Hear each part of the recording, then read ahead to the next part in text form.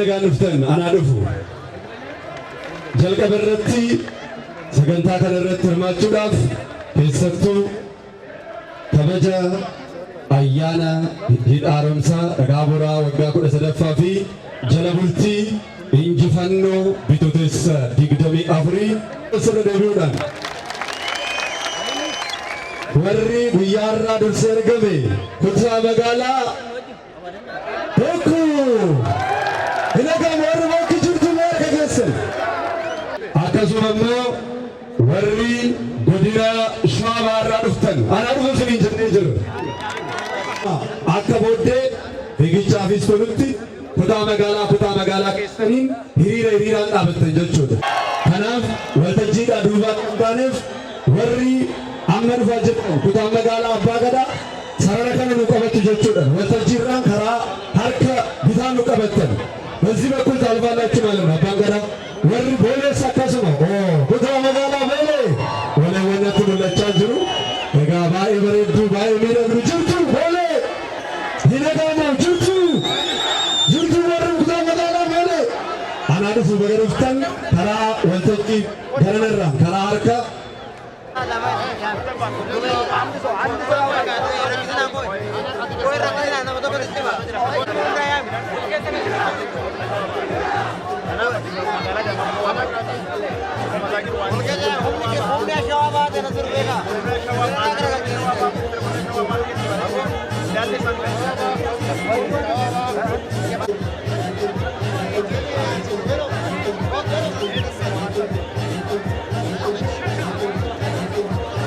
Sesuamna ana ko dasanitu jira hunda sanitu tokkon tokkon jalqabarratti dhaabataayu WhatsApp posta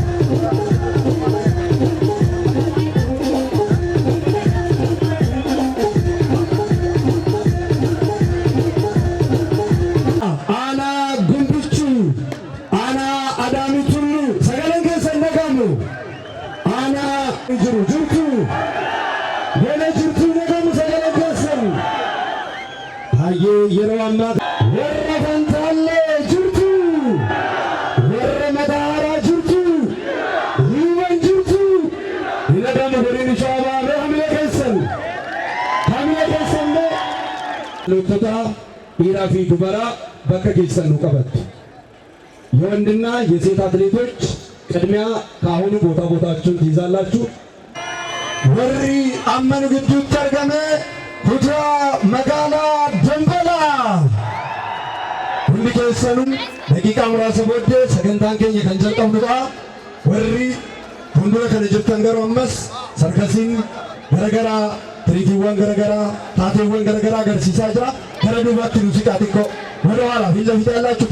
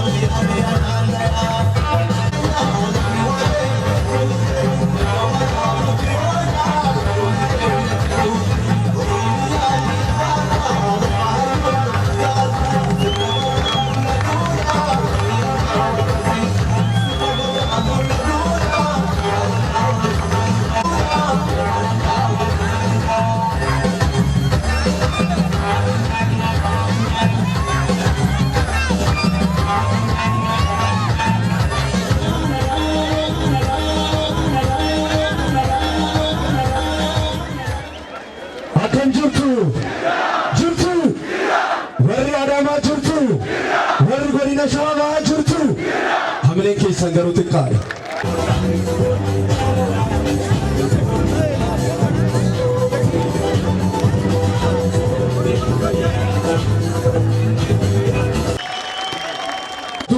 Achi booddee kallattiidhaan sagantaa keenya jalqabnee fiigichi kan itti fufuudha jechuudha. Kanaaf sirba tokko booddee kallattiidhaan sagantaa keenya kan jalqabnu ta'a.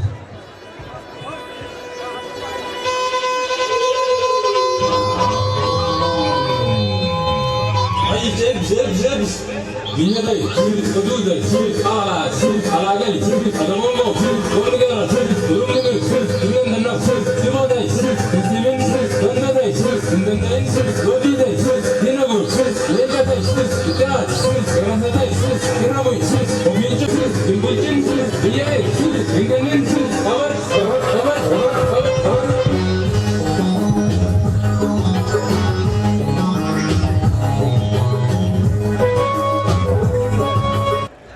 Kabajamoo obbo Abbaa Buwaaqoo bulchaa bulchiinsa godina Shawaa Bahaa Mabee Jibbaa Afayaa'ii mana maree magaalaa Adaamaa kabajamtoota hooggantoota sadarkaadhaan jirtan kabajamtoota hooggantoota kutaa magaalaa kabajamtoota koree qindeessituu magaalaa kabajamtoota abbootii gadaa haadholii siinqee hunda caalaa kabajamtoota dargaggootaa fi dubartoota qeerroof qarree baga sagantaa fiigicha kabaja waggaa 13ffaa dhagaa bu'uuraa hidha haaromsa guddicha Itoophiyaa fi jala bultii injifannoo bitootessa 24f baga geessan baga geenya baga nagaan dhuftan anaa dhufu isiniin jechuu barbaanna.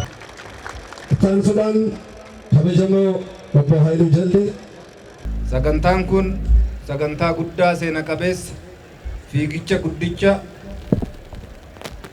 irratti asitti argamtan hundinuu maqaa koo fi maqaa bulchiinsa magaalaa Adaamaatiin baga nagaan dhuftan anaa dhufu isiniin jechuun barbaada.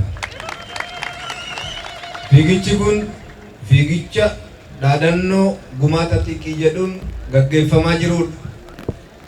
Bitootessa 27 sababeeffachuun injifannoo bitootessa 27 arganneen guyyaa addaa bitootessa 27 guyyaa seena qabeessa guyyaa obbolummaan ifaan itti dagaage guyyaa walqixxummaan ifaan itti labsame guyyaa dimokiraasii dhugaa Itoophiyaa keessatti ijaaruuf waadaa waliigalaa itti galame guyyaa pirojektiiwwan du'an lubbuu itti horuudhaan bu'aaf akka ce'an itti labsamee fi hidhaan haaromsa Itoophiyaas xumuramee biyya keenyaaf bu'aa buusuu akka danda'uuf kaayyoo yaadameef ooluu akka danda'uuf guyyaa itti labsame waan ta'eef muummee ministeera Itoophiyaa Dr. Abiy Ahmad looreeta nagaa addunyaa waadaa guyyaa san galan gochaan agarsiisanii guyyaa irraa hidhaan haaromsa Itoophiyaa sadarkaa kanarra ga'ee marsaawwan darban bishaan qabachuudhaan ibsaa maddisiisuu eegaluudhaan qormaatilee hedduu keessa darbuudhaan sadarkaa kana waan ga'eef muummee keenyaaf qaroo ijaa keenyaaf baga nu jiraattanii baay'ee galatoomaa ulfaadhaa akkanaan jettan isin gaafachuun barbaada. Loreenni nagaa addunyaa muummeen keenya Dr. Abiy Ahmad waan hundatti lubbuu horaniiru.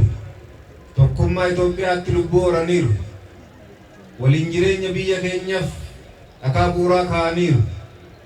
Hojjetanii jijjiiramuun akka danda'amu hojjetanii nu agarsiisanii ummata keenya agarsiisanii hojjannee rakkoo kamuu keessaa akka baanu labsii dabarsaniin hojjetanis nu agarsiisaniin hundinuu isaan duuka bu'uudhaan birmadummaa biyya keenyaa gama hundaan eeguuf guyyaa itti labsamee fi hidhaan haaromsa Itoophiyaas agarsiiftuu sanaaf mallattoon birmadummaa keenyaa hidhaa haaromsa Itoophiyaa keenya. Ummanni keenyas milkaa'ina pirojektii kanaatiif waamicha muummeen keenya dabarsan fudhachuudhaan waan qabu hundaan bira dhaabbachuudhaan ogummaa isaatiin qabeenya isaatiin yaadan waan qabu hundaan ga'ee gochaa tureef waamicha muummee keenyaa kabajuudhaan ummanni keenya waadaa walii galame gochaan agarsiifne jechuun gochaa turaniif carraa kanaan galateeffachuun barbaada. Akka walii galaatti fiigichi guyyaa irraa gaggeessin tokkoffaa injifannoowwan keenya sadarkaa olaanaatti ceesisuuf waadaa gochaan agarsiifne ammas irra caalaa agarsiisuuf ammas irra caalaa cimsuuf kan waadaa keenya itti haaromsinu injifannoowwan keenya gama hundaan gama siyaasaan gama dinagdeen gama hawaasummaatiin gonfachaa dhufne irra caalaa hubannee sadarkaa olaanaatti akka ceesifnuuf hidhaan haaromsaa keenya kana olitti guddate bu'aa olaanaa ce'e argamsiisuudhaan hidhaa haaromsa guddicha biraa ijaaruuf waadaa kan itti gallu injifannoowwan biroo kanaa wal fakkaatan galmeessuuf sadarkaa hundatti hojjechuuf waadaa kan itti galluu fi dargaggoonni egeree boru jijjiiramoota dhufan qixaan hubannee jijjiiramoota jiran tiksu jijjiiramoota jiran irraa fayyadamuun egereedhaaf qophaa'uu akka qabnu cimnee hojjechuu akka qabnu yoo hojjenne rakkoo kamuu keessaa ba'uu akka dandeenyu barnoota irraa fudhanne irra caalaa fuulduraaf akka qophoofnu kan nu taasisuudha. Guyyaa har'aa fiigichi gaggeessinu jala bultii bitootessa 24ti. Bitootessi 24 hunda keenyadha. Bitootessi 24 guyyaa aduun Itoophiyaadhaaf itti baatedha. Bitootessi 24 qabsoon uummata Oromoo guyyaa ija itti argatee fi qabsoo Itoophiyaa gara tokkotti fiduudhaan biyya waloo ijaaruuf badhaadhina waloo ijaaruuf guyyaa itti labsame waan ta'eef guyyaa addaati. Kana waan ta'eef fiigicha kana himmuu fiignu karaa tokkoon isa darbe yaadachaa karaa biraatiin wantoonni nu hafan hedduu waan ta'aniif onnee keenya cimsannee yaada keenya cimsannee fiiguudhaan dhimmoota bira dhaqqabuu qabnu dafnee bira dhaqqabuun dorgommii addunyaa kanarratti gaggeeffamu keessatti gara kuteenyaan akka hojjennu kan nu agarsiisuu fi karaa biraatiin ammoo jala bultii fiigicha jala bultii keessatti gaggeeffamu waan ta'eef guyyaa 24 bitootessa 24 haala midhagina kanaa oliitiin baane injifannoo keenya dandamachaa injifannoo keenya leellisaa injifannoo keenya kabajaa injifannoo biraatiif guyyaa waadaa itti galluuf kan walitti dhufnu waan ta'eef haaluma kanaan kan walitti dhufne ummanni godina Shawaa Bahaa ummanni bulchiinsa magaalaa Adaamaa dargaggoonni dubartoonni barattoonni barsiisonni kutaaleen hawaasaa hundi gahee keessan baachaa turtan guyyaa isa walitti dhufnee injifannoo kana waliin akka kabajnuuf carraa kanaan waamicha isinii dabarsuun barbaada. Xumura irrattis sagantaan kun haala kanaan akka midhagu koree sadarkaa naannoo irraa kaasee waliin ijaaramuudhaan asitti argamanii fi koreen bulchiinsa magaalaa Adaamaa fi godina Shawaa Bahaa ijaaramuun sagantaa kana haala kanaan midhagsaniif guddaa galatoomaa ulfaadhaa isiniin jechuun barbaada. Irra deebi'ee baga gammaddanii keessummoonnis baga nagaan dhuftanii magaalaa keessan magaalaa miidhagduu magaalaa Adaamaa baga dhuftan fiigicha gaarii fi injifannoo milkii akka isinii ta'u hawaa galatoomaa. Jirtu kanatti aansuudhaan kabajamoo obbo Abbaa Waaqoo bulchaa bulchiinsa godina Shawaa Bahaa as dhufuudhaan haasaa akka taasisanii fi ergaa akka dabarsan kabajaa fi jaalala guddaadhaan hamileedhaan nu simadhaa gara waltajjiitti. Bitootessi 24 guyyaa dhagaan bu'uuraa hidhaa dhagaa haaromsaa ittiin kaa'ame qofa osoo hin taane guyyaa urjiin yookaan abdiin biyya kanaa yeroo jalqabaatiif biyya keessatti itti baate waan ta'eef bitootessi 24 keessaa uummata Oromootiif guyyaa addaati waan ta'eef irra deebi'ee baga gammaddan.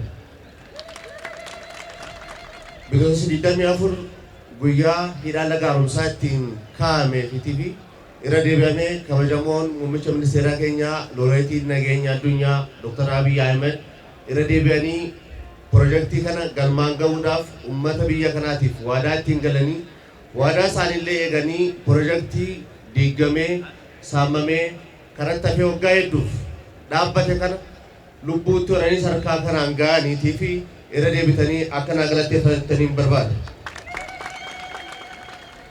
Pirojektiin hidha haaromsaa laga Abbayyaadha. Pirojektii waadaa sabaaf sablammiin biyya kanaa waliin siidaa itti ijaarratee fi tokkummaa biyyaa irratti calaqqisiise.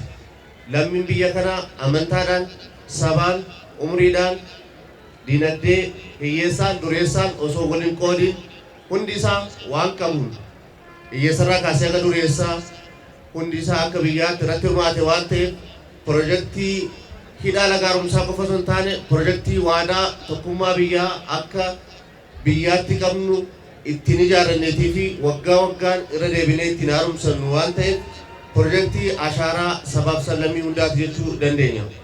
Bitootessa 24 guyyaa uummanni Oromoo waggaa hedduuf qabsoo itti qabsaa'ee ilmaan itti gabbaree yeroo jalqabaatiif gaafii abbaa biyyummaa isaatti deebisuudhaaf jala bultii irra geenye waan ta'eef kanaanis irra deebi'ee baga isiniin gahe jechuun barbaada gabanumaa.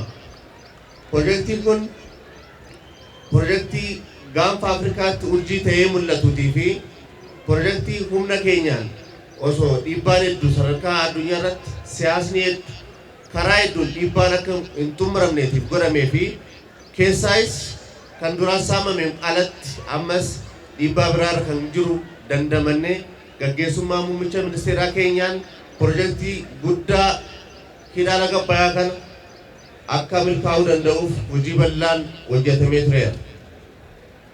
Kana keessatti tokkummaa biyyaa akka ittiin calaqqisiifne qofa osoo hin taane dinagdeen biyya kanaa piroojeektii guddaa ammas gahu hojjetee kan ittiin agarsiisee fi uummanni keenya tokkummaadhaan wal bira dhaabbatee deeggarsa walirraa hin cinne godheetii fi piroojeektii gama xumuraatti dhufee yeroo gabaabaa keessatti urjii Afrikaa ta'e ittiin eebbifamu irra ga'ee jira.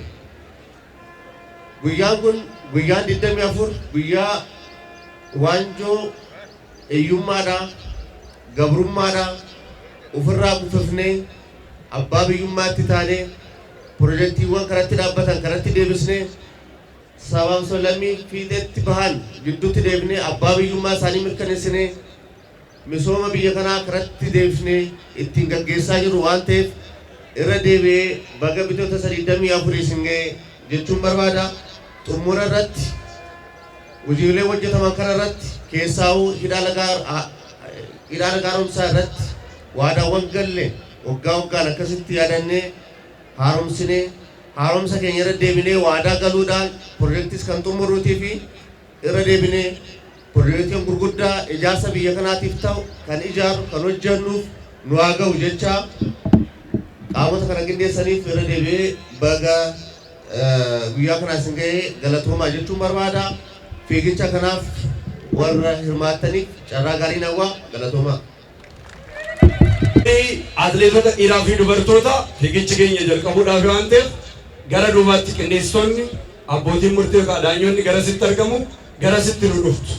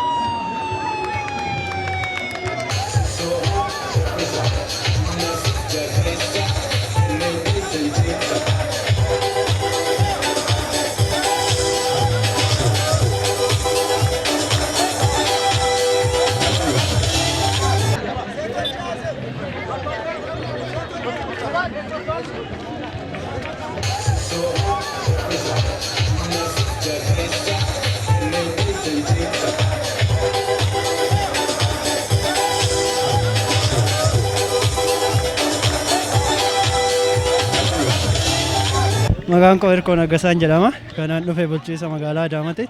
Kilabii bulchiinsa magaalaa Adaamaati irra jedha. Fiigichi bareeda ture. Haaluma shaggaadhaan lammaffaadhaan xumure. 2 kiiloomeetira 5. Baay'ee mijaa'aadha, namatti tola. Shaggaadha, hin tola. Baay'ee shaggaadha, injifannuma kanaan qabanne gara fuulduraatti illee itti fuuna inni yaada. Galatooma. Maqaan kee Darramuu Raggaasaan jedhama. Kana irraa dhufe Gumbichurraayi. Fiigichi baay'ee ariifi ture, xiqqoo qilleensaan ho'aa ture, asirratti hin hojjenne nuyi. Xiqqoo nutti ulfaate malee ariifi ture fiigichi. 7ffaadha. Ariifidha. Bataam inni ariifii ture. Gama kanaan akkatti jajjabannoo akkana argannu hin ta'e nus wudidirii itti kan dhufutti wudidirii kamiirrattuu qophoofne akka reedii taanee moonu nu taasise jechuudha wudidiriin kun. Bu'aa gaariidha. Ani fakkeenyaaf የመጀመሪያ kiyya asfaaltii ተወዳደሩun kiyyaarra baay'ee natti tolee jira. Yaa waala qilleensatti nama godhuu hin dandeenye baay'ee natti gammade jechuudha. Yeroo isa isheetu jedhama kilaba bulchiinsa magaalaa Adaamaa. Sadaffaa mayi. Fiigichi baay'ee ulfaataadha. Baay'ee saddeet nama jedha. Mormii cimaa hanga bu'uudhaadha. Ijoollee wajjin dorgomne kilaba keenya kilaba tokko dandeettii keenya durumaa wal beekna jechuudha. Kanaafuu warra immoo morkii guddaa ta'e jechuudha. Kanaafuu baay'ee saddeet nama jedha.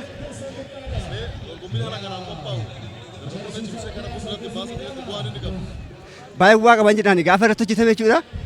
Baay'ee sirriitti bu'aa qaba maaliif jette morkii keessa galaa hamilee moraaliin jennu hamileen jira jechuudha. Hamileen waan kan qabuufi dorgommiin kan gaafa qophaa'u baay'ee dasneedhaan anaan jechuudha. Inni jaa ka'ee kan yaadu otoo laayina bayyaa kun akkamitti raawwatee xumuramee bu'aa isaa arginee bu'aa isaa dhandhamnee hawwii koodha nan eeggadhaa jechuudha. Kiyya Araarsaan jedhama. Asuma Adaamaa. Fiigichi bareedaadha. Garuu namoota fayyaa fiigan fi atileetii tokko gadhiifame isaan immoo lukarraan hojjetanii caamaa nurraa baasanii turanii fiiguu hin dandeenye. Dorgommii keessatti hirmaadheera asitti lammaffaa baheera yoo darbe. Haala kanaan dorgommiin qophaa'u dargaggoota mul'isuu keessatti bu'aan isaa akkam ba'e? Bareeda. Dargaggootaaf baay'ee bareeda. Akka humna godhannu akka cimnee hojjennus nu godha jechuudha. Yabsiraashatu. Kakiyyaa qaxxaloon. Kasoo qaxxaloon. Kasoo qaxxaloon kakiyya. Kakiyyaa qaxxaloon. በጣም ነው የሚከብደው። ወይኔ አሪፍ ነው። ውድድሩ ጥንካሬ ምን ይመስላል? ትንሽ ይከብዳል ግን አሪፍ ነው። እንደዚህ አይነት ውድድር ሲዘጋጅ ለእናንተ ጥቅሙ ምንድን ነው? ያው እንትን የሚጎለንን እቃ እናሟላለን። ወደፊት ጠንክራችሁ እንደምትሰሩ ዝግጅቱ ምን ይመስላል? በደንብ እየሰራ ነው። ሲፈንትሽ ማን ጀደማ አሱማ መጋላ ደማ ከነ ሸጋዳ ማን ጀዱ ዝግጅት ሀላ ካና ቆፓውን ደርጋጎተ ቧን ሳማ ፈቃድ ሸጋዳ ማን ጀዱ ከረፉን ዱራት ሞጭ በትፉ አከምቱ ጀቹ ገቡ በቃ ሴራን ጀኔ ብየተኛ ዋን ሸጋ ፊዱ ወርዋና ታላቁ ሩጫ በአዳማ ላይ በተካሄደው ላይ ሶስተኛ ደረጃ በመውጣት ከሴቶች ደረጃ ያዘችው ወጣት አትሌት ዘነበች አፈወርቅ ከምስራቅ ሸዋ ግንቢቹ ወረዳ ምስራቅ ሸዋ የታላችሁ ሞራል ቀርሺ በዳሰ ቀርሺ ኩማ ኮዳኒ በዳፈምተ ለመፋ ከምባቴ ፊግቹ መኪና ሜትር ጃ ከነረቲ ብልቺንስ መጋላ አዳማራ አትሌት ገለቴ ዲማ በሁለተኛ ደረጃ አትሌት ገለቴ ዲማ ከአዳማ ከተማ ነው። ሞራል ለሴቶቻችን ሞራል ይገባል። ሜዳሊያ ፊ በዳሰ ቀርሺ ኩማ ኩደሸኒ ሐምሌ ገናፊ ሞራሺ ጉያራ ቶኮፋ ከምባቴ አትሌት ቡልቺንሰ መጋላ አዳማራ አትሌት መሰረት ይርባ ቶኮፋ አንደኛ ሻምፒዮን አንደኛ ሞራል አትሌት መሰረት ይርባ ከአዳማ ከተማ አንደኛ በመውጣት የወርቅ ሜዳሊያና የ30,000 ብር ተሸላሚ ይሆናል። ወረ ዱበርቶታቲፍ ገሩ ሐምሌን ከነነ ወረ ዱበርቶታቲፍ ስርት ሐምሌኑ ከናፍ መሰተው መሰረት ህርባን ጀደማ አዳማራይ ደርጎሚን ባየ በሬዳ baay'ee das nameedha. Tokkoffaan ba'e. Baay'ee das nama jedha akkanumatti ittaafuuf. Akkanumatti ittaafuuf. Wayirraa baay'ee yaa guddaan hudhuuma baay'ee das nameedha. Madaalaa warqii fi qarshii 30. Amiin. Booruma kanaan warra dhiiraa keessaa asuma magaalaa jaalatamtu magaalaa Asmaartaa Adaamarraa sadaffaa kan ba'e አትሌት የሮብሰን እሸቱ በዚህ በታላቁ ሩጫ ላይ ሶስተኛ ደረጃን ይዞ በመውጣት የሜዳሊያና የ10,000 ብር ተሸላሚ የሆነው አትሌት የሮብሰን እሸቱ ሞራል ይገባል። ሐምሌኑ ከናፊ እታን ሱዳን አሱማ አዳማናው ዋን ሁንደ ብሩቅሲስቲ ዋን ሁንደ መዲሲስቲ ተኮፋባው ነው ጂሺቲ አሱማ መጋላ አዳማራ ለመፋ ከምቤ ሂርኮ ለገሰ አትሌት ሂርኮ ለገሰ ሐምሌን አንዱ ሲመጣ ከአዳማ ከተማ መስተዳደር አትሌት ሂርኮ ለገሰ ሁለተኛ ደረጃ በመውጣት የሜዳሊያና የ15,000 ብር ተሸላሚ ሆኖ መስለ ዱበን አዳማን ፊጊቻኒስ አትሌቲክሲዳኒስ ተበኩባ ሚላቲኒስ አከሱመ ወልደርጎሚ ፎሮሚ መጋሎት ኢትዮጵያ ረቲስ ተኮፋ በውዳን አዳማን የሮ ሁንዳ ተኮፋ ደሜ ሐምሌኑ ከናፍኔ ሰተኮ ከናፍሞ ሆገንሲ ኬኝ ኡመኒ ኬኝ ገሄ ጉዳ ከንተበተ ዋንተፍ ሰተኮ ሐምሌዳን ሆገንሰ ሰደርካዳን ጅረኑ እንዳፉ ገለቶ ማነው ጀዳኒ ሰተኮ እንጅፈኑ እንዳፉ ተኮፋ በውዳን ሻምፒዮን ተኤ ከንበዳፈሙ አሱማ መጋላ አዳማራ አትሌት ደቀባ በጅጋ አትሌት ደቀባ በጅጋ ከአዳማ ከተማ መስተዳደር የአንድነታችን የህብረታችን ተምሳሌት ምልክት የሆነው የታላቁ ህዳሴ 13ኛ ዓመት መሰረተ ልማት ድንጋይ የጣለበትና የታላቁ ሩጫ ፕሮግራም ላይ ያለወሊን አርሺ ኩማኩዳን አዳፈ መኔጀሩ ገለቶማ ኡልፋዳ እስሪንጀቹ በርባን